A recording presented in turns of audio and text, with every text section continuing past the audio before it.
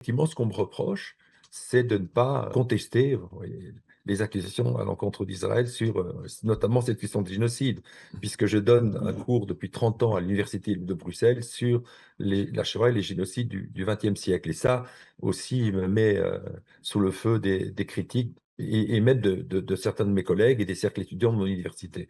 Il y a des choses qu'on ne peut plus dire au risque d'être annulées. Eh bien, nous avons le plaisir d'être en ligne ce matin avec Joël Kotek. Joël, bonjour, Boker Tov. Bonjour. Merci d'être avec nous ce matin. Je rappelle à nos auditeurs que vous êtes historien et que vous êtes membre, on va dire, évincé aujourd'hui de la délégation belge à l'IHRA. Et avec vous, d'emblée, je voudrais avoir pour nos auditeurs ici en Israël l'explication de votre éviction, tout simplement. Alors, l'explication, elle est à la fois complexe et extrêmement simple. Mais tout simplement, donc, ça fait à peu près 10 ans que je représente la Belgique, mais la partie francophone, parce que vous savez que la Belgique est un État fédéral. Et donc, il y a des délégués qui sont nommés par les francophones, d'autres par la partie néerlandophone. Et j'ai représenté donc la partie francophone dans la commission académique, donc, qui réunit des professeurs de l'ensemble des 35 pays qui composent l'IRA. Et donc l'IRA, vous le savez, hein, c'est cette organisation internationale, Oui. intergouvernementale, qui est chargée de parler de la mémoire de la Shoah et au fond aussi, bien sûr, de s'intéresser à la question de l'antisémitisme. C'est l'antisémitisme, bien sûr, qui explique la destruction des Juifs d'Europe. Et en même temps, comme c'est intergouvernemental, il y a des experts dont j'étais, et j'étais aussi expert dans le comité antisémitisme et distorsion de la Shoah. C'est ça. Et puis, il y a des représentants de l'État belge, du ministère des Affaires étrangères. Et voilà. Alors, est-ce que derrière ça, il n'y a pas eu aussi peut-être une volonté, on va dire justement des autorités belges, peut-être de répondre ainsi à certaines critiques que vous avez émises lors d'un passage à Jérusalem, on va dire sur l'antisémitisme qui se développe en Non, Belgique? oui, oui. L'IRA, donc, comme j'ai essayé de l'expliquer, donc, chaque année, il y a une présidente tournante. Oui. Et l'année dernière, c'était Israël, à travers Yad Vashem, qui dirigeait donc l'IRA, qui a accueilli l'IRA. Et j'ai participé à la plénière à Jérusalem. Et lors d'une réunion du comité antisémitisme et distorsion de la Shoah, bon, j'ai expliqué, comme d'autres délégués, en fait, la montée de l'antisémitisme en Belgique, bien sûr sans accuser l'État belge. La question n'est pas d'accuser un État, mais d'expliquer effectivement que un certain nombre d'affaires sont préoccupantes, que voilà, la parole antisémite, elle est aujourd'hui libérée. Vous connaissez un peu l'histoire, hein, l'affaire Brusselmans, du nom de ce publiciste qui a écrit dans un journal mainstream qu'il était prêt à trancher la gorge de chaque juif qu'il rencontrait dans la rue, ou alors des caricatures qui sont publiées dans la presse où l'on voit une adéquation entre Auschwitz et Gaza. Et j'ai simplement parlé de ça, mais sans acrimonie, très factuel. Moi, j'ai toujours un PowerPoint que je mets à la disposition des autorités. Et puis, à la suite de ça, ben, j'ai été, on peut dire, dénoncé par des collègues belges qui ont prétendu que j'avais sali la Belgique, que j'avais porté certaines accusations contre les autorités belges qui étaient ridicules. Et donc, ça a été une forme de sanction, votre départ? Bien évidemment. Mais une sanction, on peut dire aussi une manipulation, puisqu'on me reproche d'être un historien. On me Oui. reproche de dire la vérité. Je dis, moi, je ne fais que raconter ce qui se passe, que décrire le réel. Et le réel, c'est qu'aujourd'hui, il y a des menaces de mort contre notre seule sénatrice, Viviane Teitelbaum, et les menacés de mort, etc. Voilà. Le fait est qu'il y a un carnaval à Alost où il y a des représentations antisémites depuis quelques années.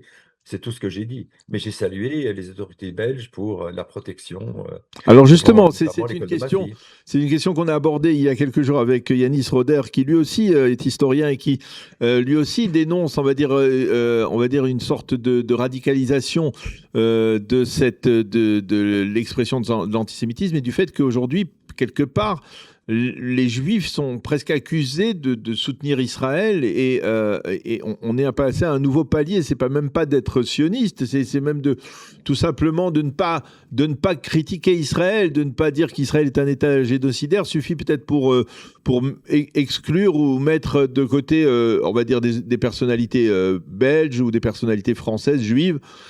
On est dans le même cas de figure en Belgique qu'en France? Évidemment, on est dans le même cas de figure et je connais très très bien Yanis. Et c'est pas seulement des personnalités juives. Pourquoi? Bon, moi j'étais le seul Oui. représentant juif à l'IRA, bon, belge, hein, bien évidemment.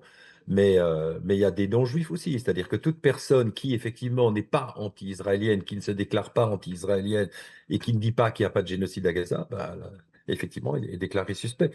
J'ai un collègue à moi qui a démissionné de l'université de Gand, que j'ai vu hier, Willem Martin Boudry, qui est un philosophe, et qui a été pratiquement exclu de son université parce qu'il avait osé poser la question, voilà, de la question du soi-disant génocide de Gaza. Et il a été mis en accusation par la rectrice de son université.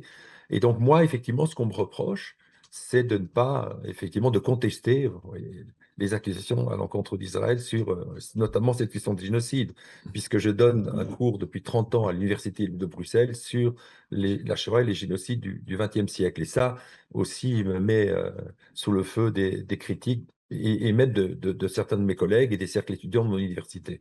Il y a des choses qu'on ne peut plus dire au risque d'être annulées. Et j'ai été annulé par l'IRA. Est-ce qu'il y a un moyen de faire pression pour revenir sur cette décision? Quelles ont été les démarches? Est-ce qu'il y a des démarches qui ont été entreprises à ce niveau-là? Bon, je vais en discuter. Écoutez, pour l'instant, je n'ai pas envie non plus d'envenimer, puisque je pense que notre ministre-présidente a été l'objet d'une manipulation. Moi, je tiens à sa disposition la présentation PowerPoint que j'ai faite et qui démontre effectivement que je n'ai pas du tout mis en accusation les autorités belges. Mon Dieu, mon Dieu, mon Dieu. Mais si nécessaire, effectivement, j'aimerais avoir un droit de réponse, en tout cas, dans un journal le soir, l'équivalent du Monde, qui m'a Oui. accusé et qui a porté les accusations contre moi, enfin indirectement, puisqu'on m'a accusé d'avoir sali mon pays, et pourquoi pas recourir à un avocat si nécessaire. Mais j'aimerais pas en arriver là, parce que voilà, moi j'aimerais continuer mon travail d'historien et de continuer à participer aux travaux de l'IRA et d'expliquer ce qui se passe chez nous. Il y a un air des années 30, hein, il y a une Et oui, c'est atmosphère des ça, hein. années 30. Parce que je posais la question Exactement. aussi à Yanis il y a 2 jours, si ça ne le rappelait pas une autre période au niveau de l'histoire de France. Est-ce que c'était peut-être le même climat qui régnait à l'époque de l'affaire Dreyfus? Et il a dit non, on ne peut pas comparer toutes les choses. Difficile de comparer des événements historiques, mais je vous pose la question, est-ce que véritablement aujourd'hui on a franchi des paliers qui n'ont jamais été franchis jusqu'à présent dans la résurgence de l'antisémitisme et dans l'expression de cet antisémitisme? Oui, absolument. Et je pense que Yanis pense la même chose que moi. Oui, il y a des paliers qui ont été franchis, c'est-à-dire que ce que je dirais, la parenthèse de la Shoah s'est refermée.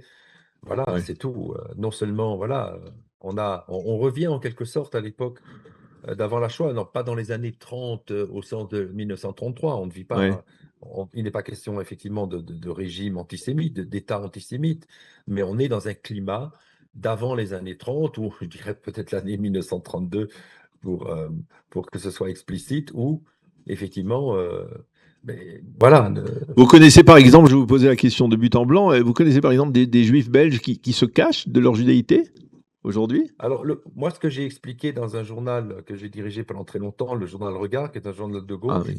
c'est que le danger, c'est le baranisme aujourd'hui. Oui, effectivement, il y a des gens qui changent leur nom, il y a des gens qui ont ôté leur mezouza, etc. Oui, oui, bien sûr. Je pense qu'aujourd'hui, si vous n'êtes pas un bon juif, c'est-à-dire un juif qui clame sa détestation d'Israël, etc., vous risquez, oui, d'être annulé ou de perdre un certain nombre de vos amis, et en tout cas d'être exclu de certains réseaux. Donc, oui, il y a un repli. Et c'est pas Voilà, inquiétant, c'est c'est-à-dire que certain. c'est sûr que c'est inquiétant, mais qu'est-ce qu'on peut faire face à cela, face à cette interprétation? Est-ce que nous, vu d'Israël, on dit toujours on a la solution idéale qui est l'Aliyah, le départ, l'émigration vers Israël.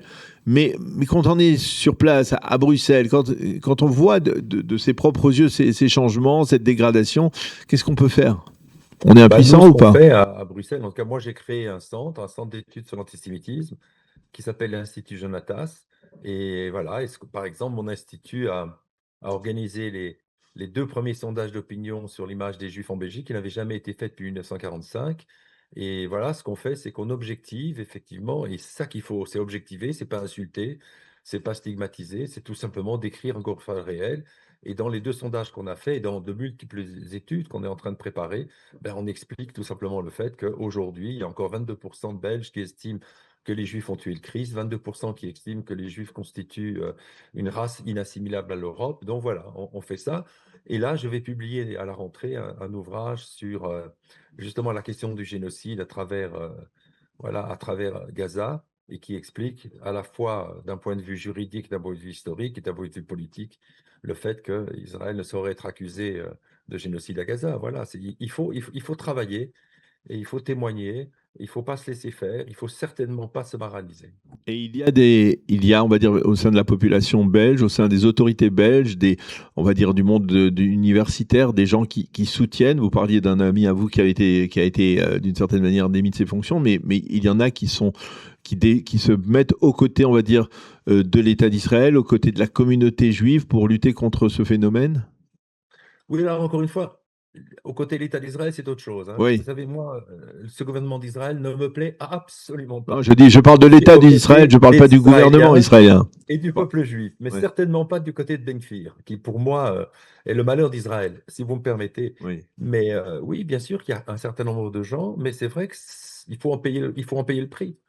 Et le prix peut être difficile pour des gens qui n'ont pas, et ce n'était pas mon cas, qui n'ont pas de poste permanent. Donc, ce n'est pas évident aujourd'hui d'afficher un certain nombre d'opinions politiques ou effectivement de témoigner son attachement à l'idée qu'Israël, que le peuple juif a le droit d'exister et à sa souveraineté. Dans les Je dois discussions que faire vous avez au distinction. sein de la communauté, au sein des responsables communautaires, vous entendez la voix du départ, l'inquiétude et la voix du départ peut-être de gens qui disent ben, puisque c'est comme ça, puisqu'on voit que ça se dégrade, ben, on part en Israël.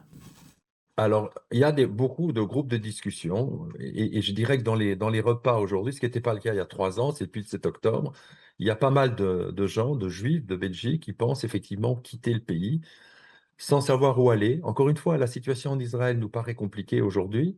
Alors, bien sûr, il y a des gens qui font leur alia, et pourquoi pas, et tant mieux. Mais c'est vrai que vous imaginez qu'il y a des gens qui parlent d'aller au Costa Rica, en Uruguay, ou je ne sais tout d'autres, ou au Portugal.